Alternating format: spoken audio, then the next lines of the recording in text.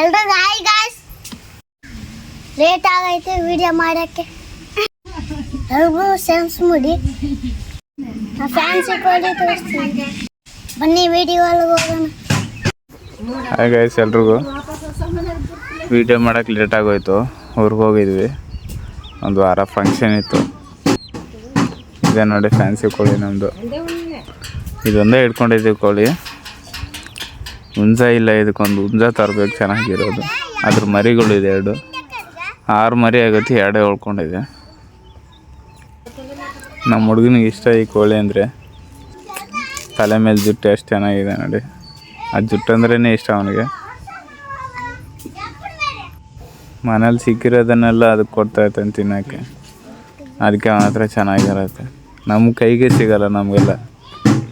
ನೋಡಿ ಎಷ್ಟು ಚೆನ್ನಾಗಿ ಆರಾಮಾಗಿದೆ ಅವನ ಹತ್ರ. ಬಿಟ್ರೂ ಜಾಸ್ತಿ ದೂರ ಹೋಗಲ್ಲ, ಓಡೋಗೋದಿಲ್ಲ ಅವನ ಹತ್ರ.